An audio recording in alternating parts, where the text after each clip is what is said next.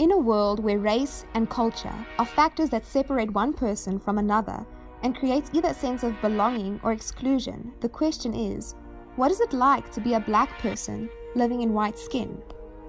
This white skin is a side effect of the genetic condition called albinism. It results in a lack of melanin, the pigment in the hair, eyes, and skin of its sufferers. So technically, albinism gives the skin a white color, or rather a lack of any color at all. The word albinism originates from the ancient Latin word albus, meaning white. So a black person with albinism is a black person who is white. They stand out like an accidental spot of bleach on a fancy pair of black trousers. According to the SouthAfrican.com, only 1 in every 20,000 people worldwide are born with albinism.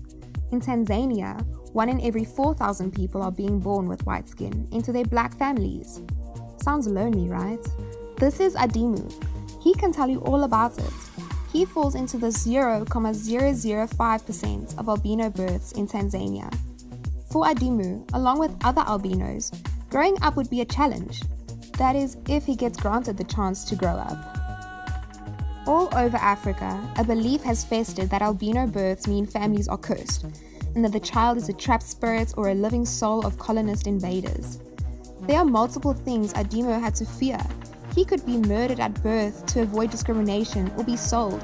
If he survived that, along with obvious exclusion, the worst thing that could happen is that he could be hunted like an animal for his miraculous body parts.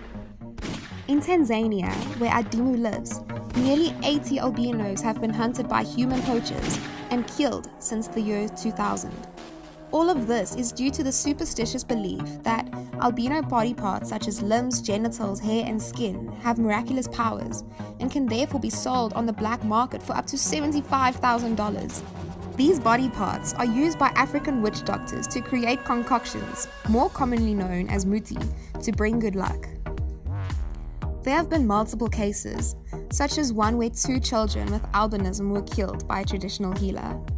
At times, people's limbs are cut off, and they are left to face the consequences.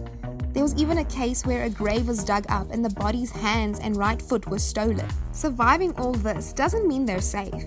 They could even be victims of rape due to the Zimbabwean belief that sex with an albino cures HIV and AIDS. Adimu was one of the luckier ones who lived past birth, kept all his limbs, remained physically untouched, and at the age of 6 went to school like most of the other kids in his community. Although he survived, albinism had significant impacts on his everyday life. For people like Adimu, sight was a huge problem, and special attention was needed to ensure that he could read, write, and even walk without bumping into things.